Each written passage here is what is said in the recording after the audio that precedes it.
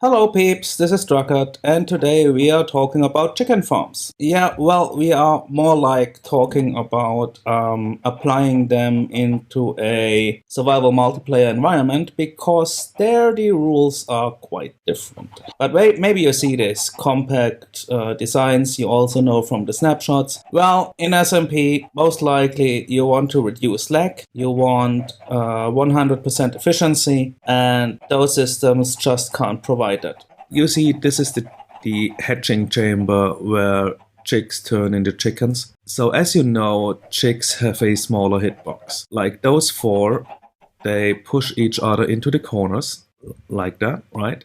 Now, let's assume they are still chicks. They still would push each other in the corners. Then they grow up into chickens, and then the enlarged hitbox notices, wait, I'm stuck in a block. I'm going to suffocate.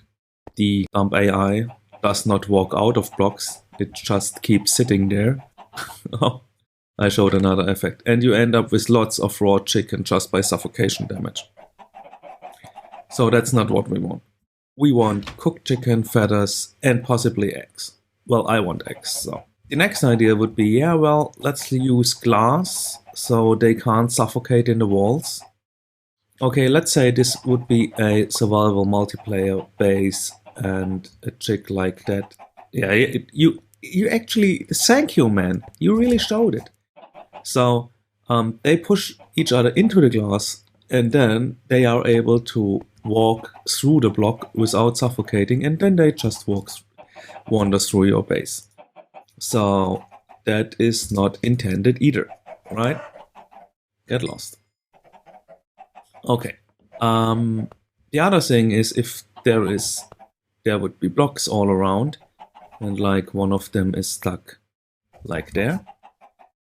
Well, it may lay an egg, and other chickens which are here like push it back into the block. So you have an inactive entity that is just causing lag, laying eggs, which also cause lag. That is not a solution either. So next idea was they don't suffocate in piston blocks either, piston heads either. So why not use them to extend and push them back so they could push them back into the middle?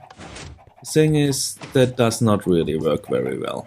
And for pistons are pretty buggy. I mentioned that in my recent videos. You might want to check those out. Why Mojang really has to fix those. Anyway, that would not be the solution either. And it looks like the piston head, when moving, does not recognize entities in front of it. Chickens have a very little hitbox, so the retracted head does not recognize the chicken right in front of it, then pushes right through it, and now doesn't recognize the entity behind the head again. So, not a solution either. Yeah, these designs are cool, they are compact. Well, mine isn't compact, I just fixed it like, yeah, we'll need two signals here and we'll need that going to be there. Not as compact as other designs, but my focus here in this tutorial is not about providing a compact, wonderful, beautiful redstone device. My focus here is getting the output which we need in survival. And this is the output we want.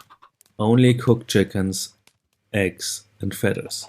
So how to achieve that outcome? So this is the cooking chamber as in the small designs over there. Above here we have the chamber with the seed chickens. Only difference is we can use fewer seed chickens and then we'll adjust the signal strengths here.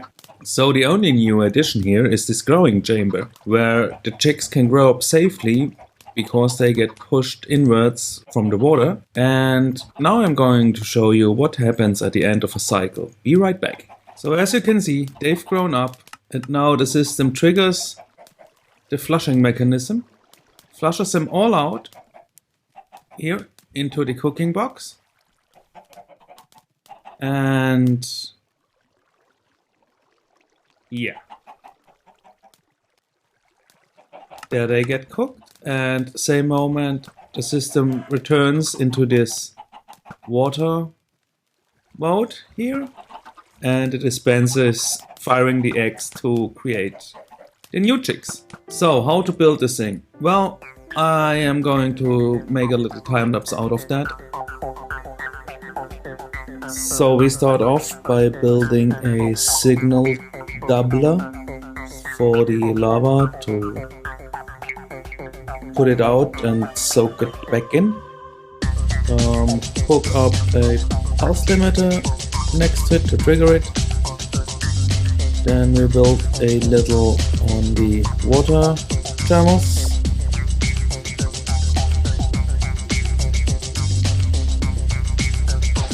Next are coming pistons.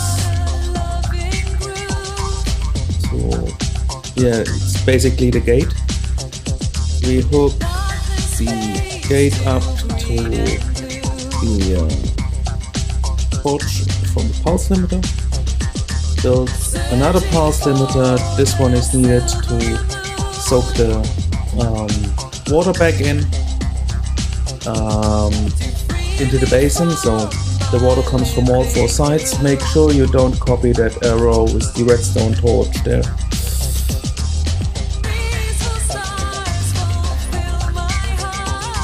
Now we are building the water cell itself.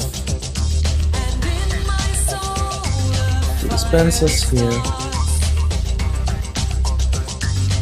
Finishing the walls. Now we have the dispenser for the chickens. Put the comparator behind it, and the glass roof, placing some water sources. Up on top of the comparator, the seed chicken holding cell above it.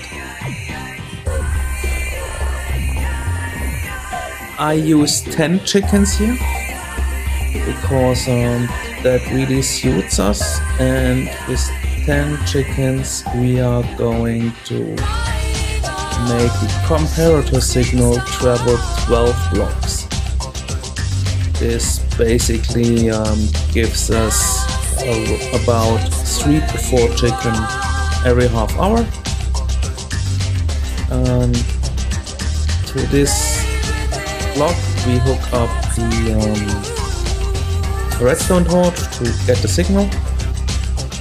And redstone torch then first triggers also a pulse limiter, but this one has a very long delay. We do with those two hoppers, so we basically build a hopper clock.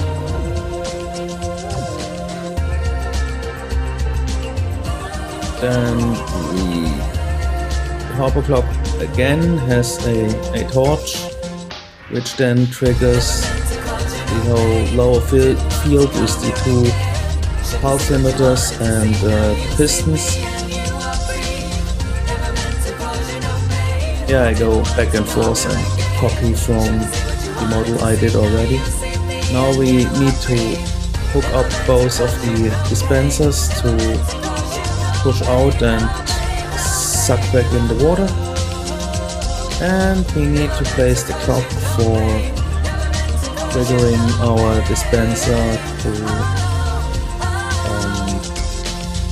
dispense our eggs. And this gets the signal also from the long clock. And then we are basically done. Now I had trouble finding the arrow. As I told you, don't copy it.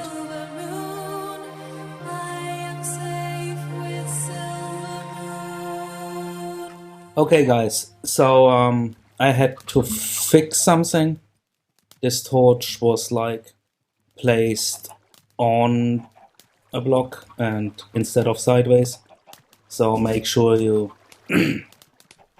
don't copy this error. Then for I didn't want it to wait any longer, I went showering and cooking and ate. And now let's have a look. As we wanted it, yeah, that's a bit few eggs, but that's okay. So mostly we get cooked chicken and feathers. That's great. Yeah, approximately 3 to 4 chicken are in that basin. That is okay too. Thanks for watching, hope you enjoyed it, and see you next time. Bye.